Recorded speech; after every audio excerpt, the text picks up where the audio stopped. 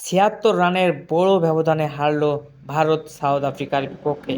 প্রথমে ব্যাটিংয়ে নেমে সাউথ আফ্রিকা ১৮৮ রানের লক্ষ্যমাত্রা দেয় ভারতকে। ব্যাটিংয়ে সাউথ আফ্রিকা প্রথমে সুবিধা না করতে পারলেও মিডল অর্ডারে হাল ধরে কিলার মিলার, সেই সাথে তরুণ ব্যাটসম্যান স্টাফস। সেই সুবাদে দলটির ১৮৮ রানে পৌঁছায় সর্বশেষ। কিন্তু শুরুতেই ভারতের নড়বড়ে ব্যাটিংয়ে একেবারে খেয়ে হারিয়ে ফেলে। অপরদিকে চেপে বসে সাউথ আফ্রিকার বোলাররা। ভারতের ব্যাটসম্যানরা একের পর এক আউট হয়ে যখন প্যাভিলিয়নে ফিরছিল, তখন হার্দিক পান্ডিয়া একটু চেষ্টা চালিয়ে যাচ্ছিল, কিন্তু কী আর করা। সর্বশেষ ভারতকে থামতে হয় ১১১ রানেই। দর্শকরা হতাশ হয়ে গ্যালারি থেকে ফিরে যায়। এবার সুপার এইটের পর্বটা বর্তমানে কঠিন হয়ে গেল ভারতের জন্য।